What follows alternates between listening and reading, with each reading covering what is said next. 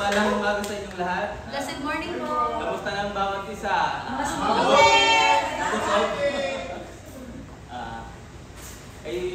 Ako naman po ay galing bakasyon, kaya kung ano man po yung mabanggit ko, sana ay may natutunan kayo. Ay tayo'y tumayo at purihin natin ang Panginoon.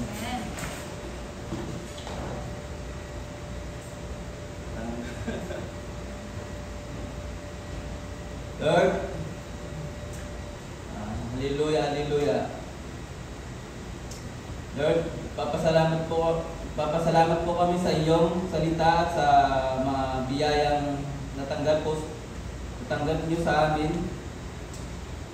At buksan niyo aming mga puso at isipan upang tanggapin ang iyong katotohanan at upang tulungan kaming magsalita ng may kalinawan at biyaya.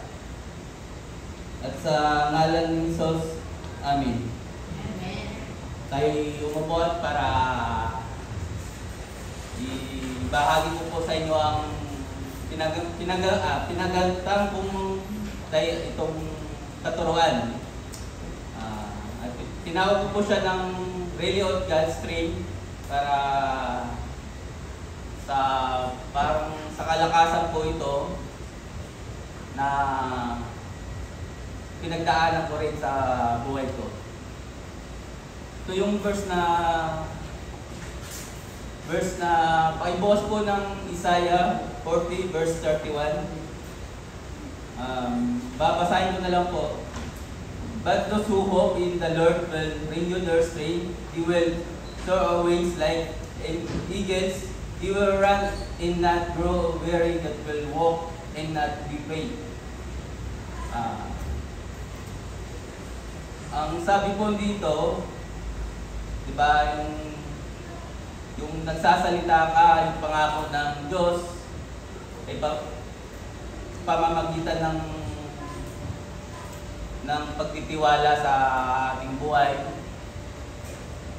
Kasi, di ba, yung buhay natin ay sobrang hirap, may problema man o mayroong konti o sadyang talagang yung problema ay parang hindi natin alam kung kakayanin ba natin. Kaya really of God's strength, diba? Kalakasan.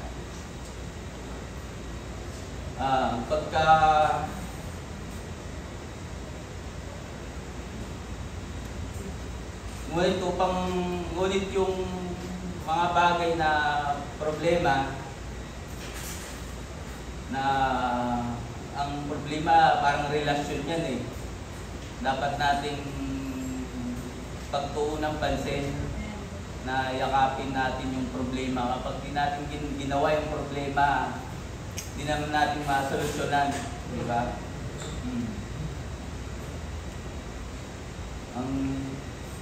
The worries of life can be burdensome when we are really on our own strength.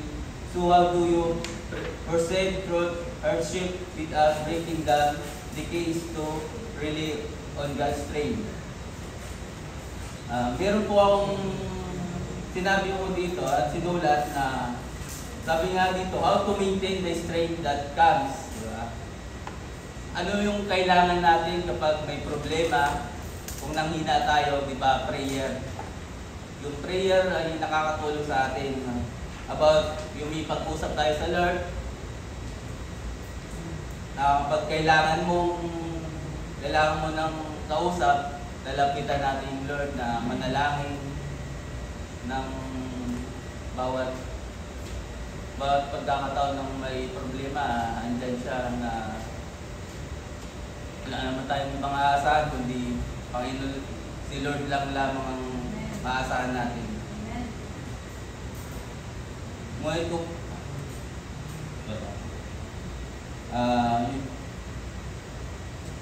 diba, yung relasyon natin sa dapat ay pagbutihin natin yung titiwala at yung manalangin na.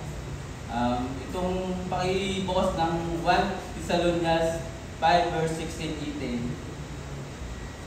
Rejoice always, pray without seeing it, that is all circumstance for this the will of God in Christ Jesus for you. Yun nga, hindi tayo hinihiling ng Diyos ayusin ang ating mga problema, ngunit sa bawat sitwasyon na dahil ito ay kanyang panalangin o petisyon na may pasasalamat. Ang mga panalangin ng iyang daan upang lagi tayong konektado sa Kanya. Yun sabi nga dito, dapat konektado tayo sa lahat. Yung konektado, para sa akin, konektado ay malalapitan. Lalapitan natin kahit saan tayo magpunta, kahit sulok ng dumapaman tayo, manalangin tayo. Ngayon, di ba halimbawa, pagka magdadrive tayo, umalis tayo, parang si Lord lang lagi nating nasa isip. Walang iba, kundi siya lang. Ay, bukas, itong verse naman to, itong 1 Chronicles 16 verse 11. Look the Lord in His strength, seek His peace always. Kaya tinawag kong reading and standing God's words. Dahil babasahin ko muna yung verse na yung sa reading standing God's word. Joshua 1 verse 8. This book thou law shall not depart from your mouth, but you shall meditate in day and night, that you may observe to know according to all that is writing in it, for then you all make for you be prosperous, and then you will have a good success. Sabi nga dito, ang kasulatan ay nag-aalok ng kalinawan at pag-asa ng panahon ng mahirap. Panahon na nagpapaalala sa mga pananampalataya sa mga pangako ng Diyos at kanyang pag-ibig. Ayun, sabi nga dito sa reading studying God's words, ayun, papaalala yung pag-ibig ng Lord sa atin. Nagkamali tayo, andyan pa rin yung pag-ibig sa atin, pinapatawad tayo upang sanayin, kahit dumaan tayo sa hirap, pinapatawad tayo dahil yung paalala ng Diyos, yung pag-ibig sa atin ay yung mahal tayo ng Lord kahit makasalanan. Amen. Tapos ang sabi naman po dito,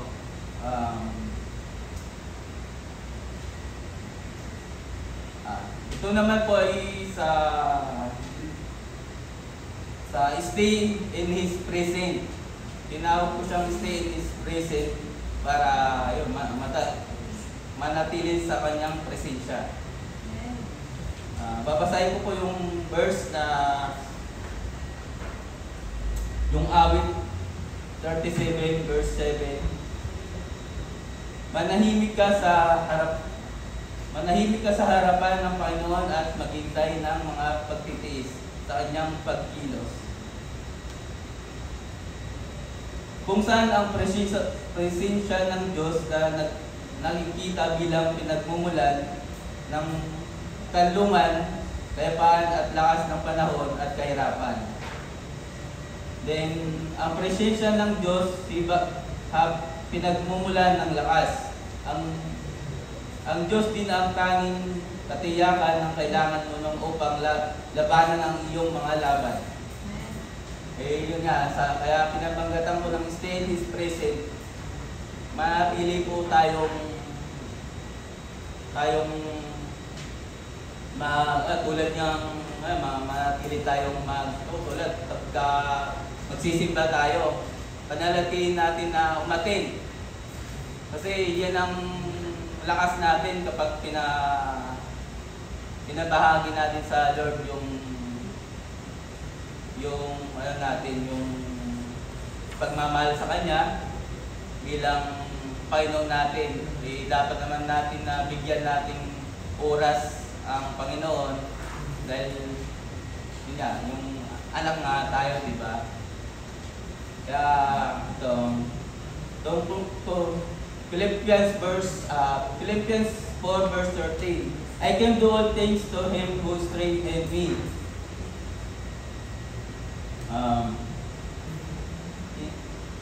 Tinatampok ng talata ang kakayahan, harapin ang mga hamon ay nagmumula sa lakas ng Diyos, hindi sa personal paghahangad. Ito ay isang pahayag tungkol sa pag-asa ng kapangyarihan ng Diyos upang matupad ang kanyang layunin. Hindi tungkol sa paggamit ng anuman at lahat ng mga hangarin. Kaya sa pamamagitan ng lakas na nagmula sa Panginoon, makakaya kung gawin lahat ng bagay. Yun. Sabi nga ng Panginoon, lahat ng bagay kaya niyang gawin. Tayo, yung problema nga, binibigay sa atin ng problema pero binabalik sa atin ng maging mas madali, yung binibigay sa atin ng mga gusto natin. Pero naman yung gusto natin, hindi naman natin buo, pero binibigay naman ng Lord para, ayun nga, dahil sa panalangin natin, doon tayo nagpapakita ng lakas. Kasi pagka binigay ng Lord ang panalangin nating buo, parang bakit binigay sa atin ng buo? Parang tayo na yung di ba? Yung tayo na yung kaya mag-prayer ka, binibigay ka. Hindi yun, hindi yung ang binibigay ng Lord kapag sa tamang panahon, kahit di man tugma yung panalangin natin, kahit paano, ginagawa niyang paraan para mapabuti tayo. At yun, balikan natin yung really of God's strength. Ayun, yung pang kalakasan na nagbibigay sa atin. At yan, yung para sa akin, ako naman, para sa akin yung kalakasan nakakatulong sa akin dahil lahat ng bagay na naranasan ko, kumapit ako sa Lord, kumapit at bumalik ako sa makasalanan, kumapit pa rin ako. Hindi ako tumigil kasi wala naman akong ibang makakausap kundi yung Lord lang. Nangyari sa akin, lubang mahirap, pero kinakaya pa rin. At kahit ako naamin ko makasalanan ako, pero sa Lord pa rin ako uuwi. At doon pa rin ako mauuwi na manalangin sa Kanya at yung pupurihin ko siya hanggat kaya ko, hanggat meron akong lakas at nagkakamali man ako. Tayo po ay tumayo at manalangin para sa closing.